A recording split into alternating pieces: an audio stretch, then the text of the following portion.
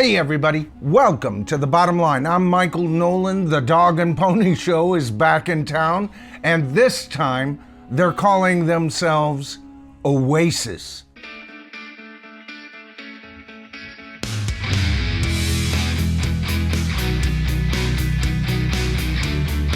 All right, so first of all, Oasis, as a band, was made up of some guys that most fans couldn't name for the life of them, and two battling and bickering and very boring brothers. I enjoyed all 2.5 of their good albums and have very little good to say about the others. But boy, were they the flavor of the month back in the 90s. Today, most people call them a band that was a throwback to the general sound of the 60s, which is bullshit because we all know they were a throwback to the Beatles. And if you compare them to other bands that sounded a bit like the Beatles, like ELO, Badfinger, and Klaatu, well, they'd be in 4th place, in my opinion. They spent the early part of the 21st century producing albums that a lot of fans found a bit disappointing, all along calling each other fucking idiots. And since their demise, all we've gotten for years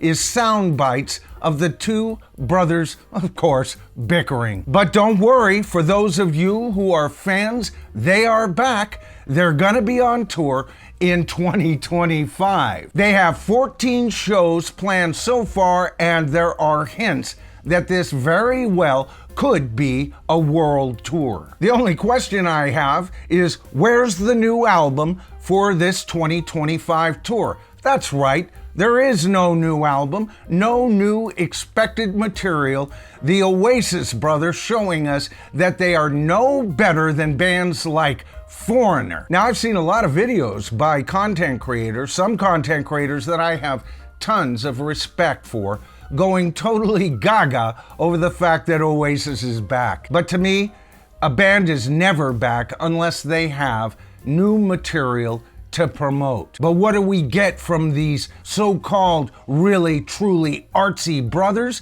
We get a jukebox show, just like we get from the clones of Foreigner. And I suppose that's good, because their fans can hear all 3 of their hits. Isn't that wonderful? Personally, I wouldn't care if we never saw Oasis again. They are a band that showed themselves to be brilliant at moments and absolute bores at other times. You know, I've never really gotten what the big love affair with Oasis fans is. And if you are an Oasis fan, be sure to let me know in the comments. Please tell me, what's the story, Morning Glory? Because what I heard often was a cacophony of sounds that hinted at George Harrison's best work before All Things Must Pass. Now, when talking about Oasis, and I know I have a lot of Oasis fans out there, and as I've said,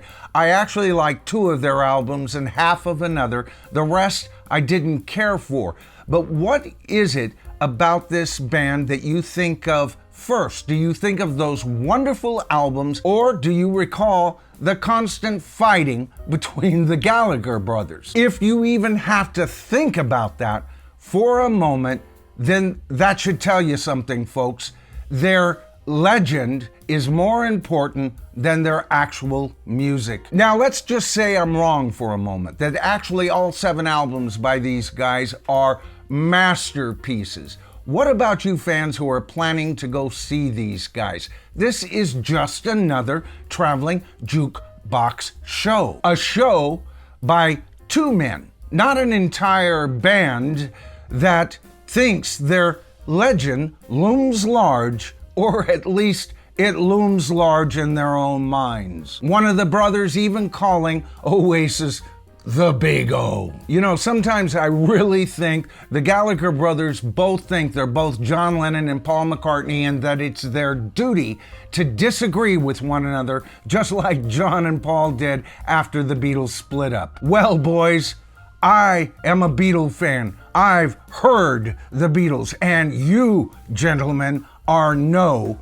freaking Beatles. Take any 7 Beatle albums that you would care to choose and compare them to these 7 albums that Oasis has put out, and the comparison is done. With the Beatles, we got at least a dozen masterpieces, and with Oasis, we got 2. And you know what? That's another thing.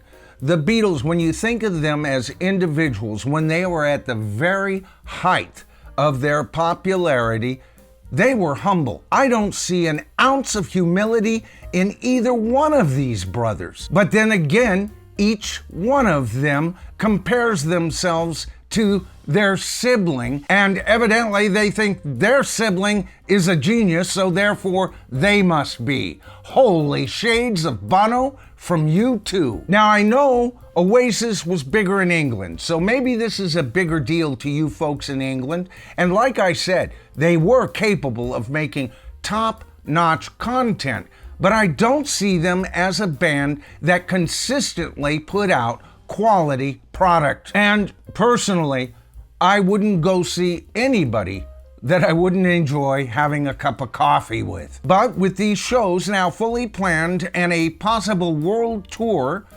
to follow, I'm almost willing to lay money down that one of these guys is gonna kill the other before the first show even starts. I mean, think about it. How else could this possibly go down? You've got Hatfield Gallagher versus McCoy Gallagher, and they're gonna share the same stage more than once?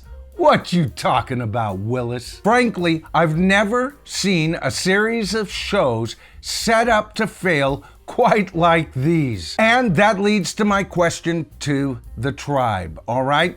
I am an Oasis fan, but only of some of their material, and I know a whole lot of you just love the hell out of this band. So, let me ask you something. Are you excited about them possibly coming to a town near you? And if so, why?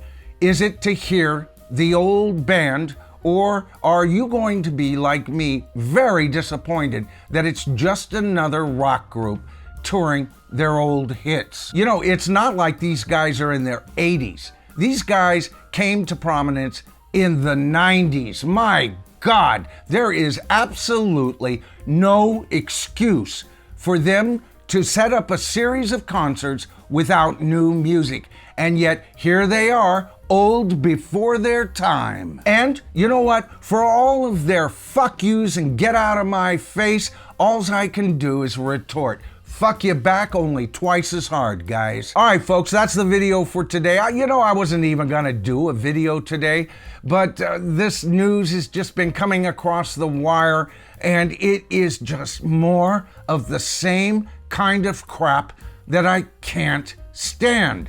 But if you enjoyed the video tonight, please give me a thumbs up. That helps the channel get recognition, the channel grows and all of that. And if you haven't signed up for this thing we call the Tribe, that's pretty easy.